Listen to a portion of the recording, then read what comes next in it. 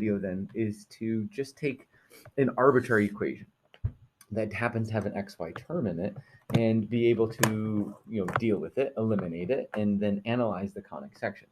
So all we are going to know, our two translation formulas so far, is we know that every x is equal to, we said like x prime cosine theta minus y prime sine theta, and we know that every y, we derived the last video, equals x prime sine of theta plus y prime cosine of theta. So those are going to be our I guess our two translation formulas that we're going to apply to the generic equation. And if you notice on our notes, I would highly recommend writing it sideways because we're gonna have a lot of writing, and you don't have to have these proofs memorized, but I do want to show you where it comes from and give you some idea of where it comes from. So remember, the generic formula that we have is like ax squared plus bxy, there's that pesky xy term, plus cy squared plus dx plus ey plus f is equal to 0. And when you have a coefficient of b equals 0, it's great, because then you can complete the square, and we can analyze that. But as soon as we have that xy term, we need to rotate the section so that we can eliminate it in the new coordinate system, the x prime, y prime. So our first spot, again, write small, write sideways along the paper so you've got room, is to substitute every x with this x prime cosine minus y prime sine. So we have a times x prime cosine theta minus y prime sine theta, quantity squared, plus b times x prime cosine theta minus y prime sine theta times x prime sine theta plus y prime cosine theta. And then plus c. So then we have x prime sine theta plus y prime cosine theta as a quantity squared plus dx plus e. So isn't this exciting? Our x is equal to x prime cosine theta minus y prime sine of theta. Sorry, am I losing a little bit of connectivity? There it is. Plus ey, so I'll go to the next row. E times x prime sine theta plus y prime cosine of theta plus f is equal to 0. Okay, so again, goal being get rid of the xy term. So I'm not going to expand everything, but I'm going to sort of strategically think about where am I going to get xy, like that heterogeneous mix. Like, where am I going to get that? So when I expand this first term here, I'm going to get two middle numbers that are going to have an xy term. So I'm going to keep track of those. So this first one, there's going to be an a, and then there's going to be 2, and they're going to both be negative. So I'll call negative 2. There's going to be an x prime y prime, and it's like cosine theta sine theta. So I'm not really expanding everything. I'm just keeping track of where am I going to get the x y prime heterogeneous term. And like I said, the first one's going to come from here. The first, like those two middle terms. Okay. Similarly, if I look at expanding this next value here, you look at the middle, you're going to get x prime and y prime terms as well. So again, the outer terms in like the first term, last term won't, but the middle terms will. So that's going to have a coefficient of b. And if I think about taking this term that has an x prime times this term with a y prime, that's x prime, y prime, cosine theta, so cosine squared theta. And then in the middle, this and this, so it's minus x, minus x prime, y prime, sine squared theta. And then lastly, we would get the heterogeneous mixture from this third term. Again, notice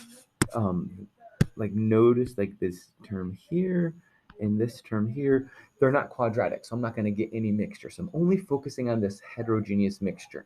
So let's multiply out that last set. So that would be a C.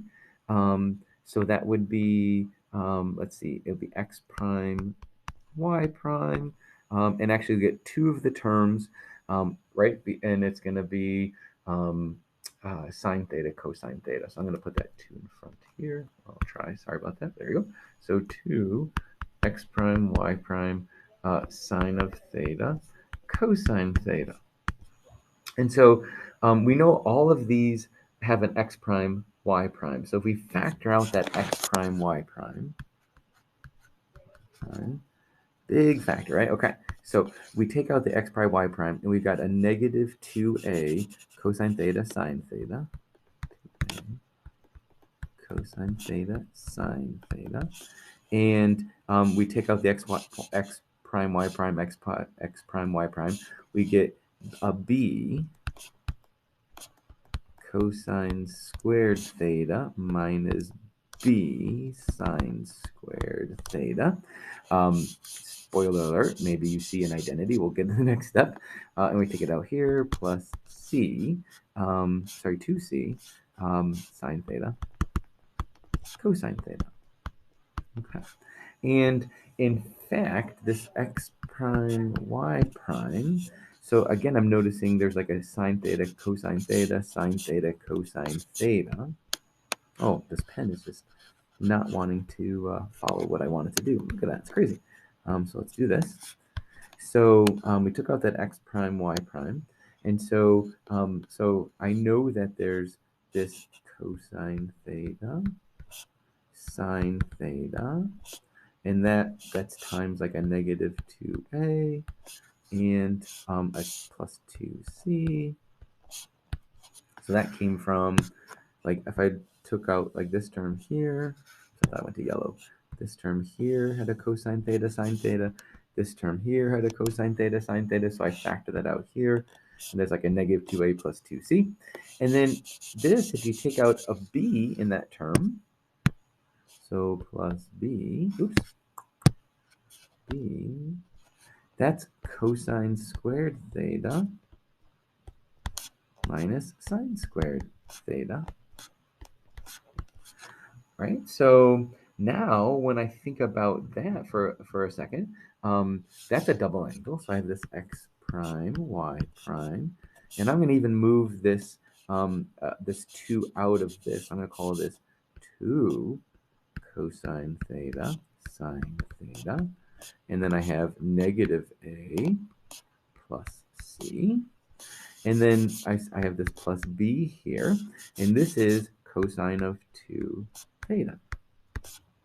So again, remember, I'm just focusing on that x prime, y prime term. Well, there's another double angle here, right? Isn't that exciting? That's sine of 2 theta. So I've got this x prime, y prime. And so that's like sine of 2 theta. And then that's a negative a plus c. And I have this plus b cosine of 2 theta. Okay, so we want to eliminate the xy term, which means we want to make this part, which is, believe it or not, the coefficient of that xy term, we want that 0. So I'm going to now say, when does that happen, right? When does sine of 2 theta times negative a plus c plus b cosine of 2 theta, when does that equal 0? So I'm going to, I guess, subtract the b cosine 2 theta to the other side. So I've got sine of 2 theta times negative a plus c equals negative b cosine of 2 theta. Again, we're trying to eliminate that.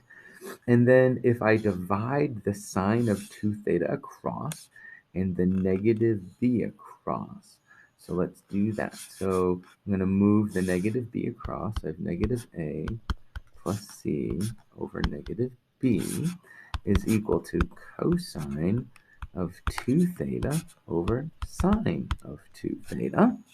And, well, let's see, cosine over sine, that's cotangent of 2 theta.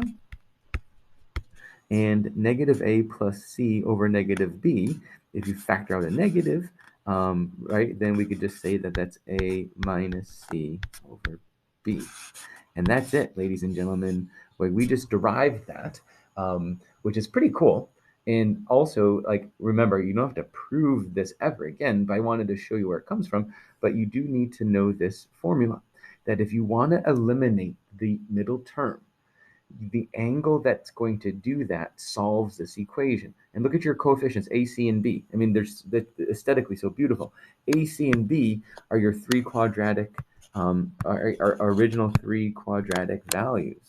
So we have this. Oops, for some reason the pen is not responding. There it is.